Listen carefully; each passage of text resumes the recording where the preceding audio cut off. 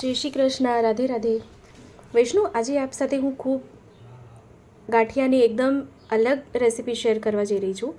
તો જેના માટે આ છે ને પાપડનો ખારો છે, આ પાપડ ખાર છે. તો આ આપણે અહીં અડધી ચમચી લીધું છે. તો એને છે ને પહેલાં આપણે શેકી લેવાના છે. શેકી એટલે શેકીએ ને તો ફૂલી જાય. તો આપણે પાપડ ખારને પહેલાં ફૂલાવી લેવાના છે. હવે શું કરવાનું છે, અહીંયા મેં ચણાનો લોટ લીધો છે. ચણાનો લોટ એ માપમાં 2 કપ છે.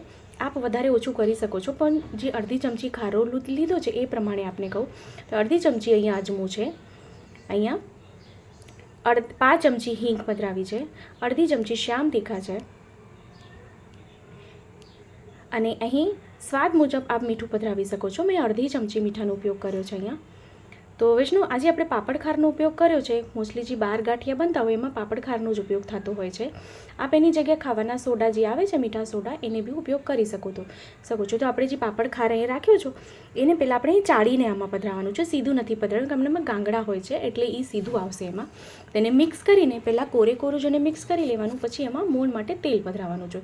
હવે જો 2 કપ અહીંયા લોટ લીધો હોય આપણે, ચણાનો લોટ એટલે બેસન, તો અહીંયા એક મોટો ચમચો, આપણે દાળનો ચમચો હોય ને એટલે સરખું આપણે એમાં મોણ પધરાવવું પડે. કારણ કે મોણ સરખું હોય તો ગાંઠિયા સુંદર ફરસા થાય. તો આપણે તેલ પધરાવ્યા પછી એને સરખી રીતે આપણે મિક્સ કરી લેવાનું છે, લોટને મોઈ લેવાનું છે. આપ જો એની કન્સિસ્ટન્સી છે, એનું ટેક્સચર આવી રીતે આપણને જોશે. એટલે મુઠ્ઠીઓ વળી જાય. આપણે હાથમાં મુઠ્ઠીઓ વાળીએ તો આવી રીતે મુઠ્ઠીઓ વળી જાય. હવે આપણે થોડું જલનો ઉપયોગ કરીને આપણે આ ગાંઠિયાનો લોટ સિદ્ધ કરી લેવાનો છે. મેં આપ સાથે ફિક્કાની ઘણી બધી સામગ્રીઓ શેર કરી છે. આ ફૂલવણી ગાંઠિયા છે, ચંપાગલી ગાંઠિયા જેને કહેવાય છે, એ ગાંઠિયાની સામગ્રી શેર કરી રહી છું, જે આપણે ઝારાથી કરવાની છે, જે ખૂબ જ સરળ છે, સરળતાથી થઈ જાય છે. તો આપણે લોટ કેવું છે કે પહેલાં એકસાથે જ આમાં જલ નહીં પધરાવી દેવાનું, થોડું જલ પધરાવીને એનું લોટ આપણે ઢીલું બાંધવાનું રહેશે. કે જ્યારે બી આપણે ઝારાના ગાંઠિયા કરતા હોય ને તો લોટ છે ને થોડુંક ઢીલો જોશે આપણને. એટલે જો આપણને લાગે તો પહેલાં કઠણ બાંધી લેવાનું અને પછી એમાં થોડું જલ પધરાવીને, દૂધિયું નહીં, જલ, દૂધિયું એટલે તેલ અને જલ ભેગા કરીએ એ દૂધિયું, અને આપણે ખાલી એકલા જલનો ઉપયોગ કરીને એને ઢીલું કરીને પછી આપણે ગાંઠિયા ઘસવાના છે. તો આવી રીતે જો કઠણ પહેલાં લોટ બંધાઈ જાય, એક ગોળો થઈ જાય લોટનો, પછી એને ફરીથી આપણે એને ઢીલો કરવાનું. આવી થોડું જલ આવી રીતે ઉપરથી છાંટીને પછી આવી રીતે આપણે એને ઢીલું કરી લેવાનું છે. એટલે ઢીલું એટલે આમ કહું તો લમ્સ જેવા લોટ થશે, આમ ચીકાસ પડતું લોટ થાય ને એવો લોટ આપણે જોશે. જો આવી રીતે આપણને લોટ જોશે, આવી કન્સિસ્ટન્સીની જોશે આપણને. તો ગાંઠિયા ઘસવામાં સરળતા થશે, ગાંઠિયા સરળતાથી તેલમાં પડશે.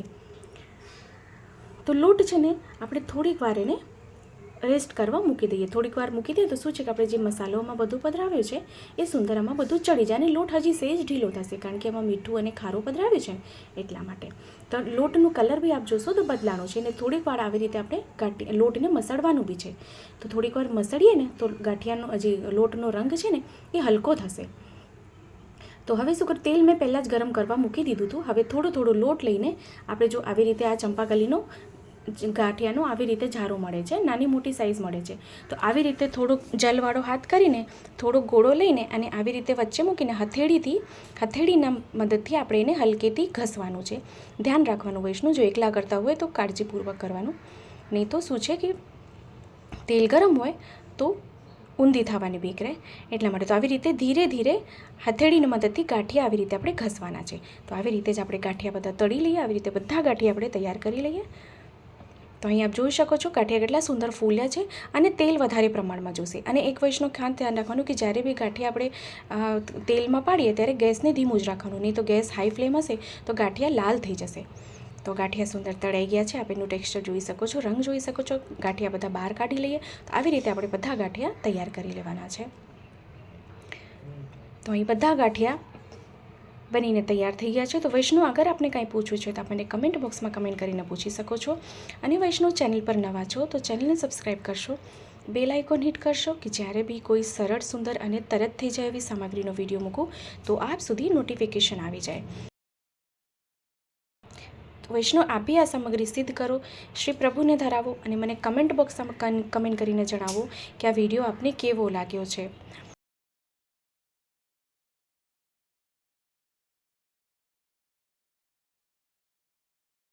તો ફરીથી મળશું નેક્સ્ટ વિડીયોમાં. ત્યાં સુધી આપ સૌને મારા જય શ્રી કૃષ્ણ.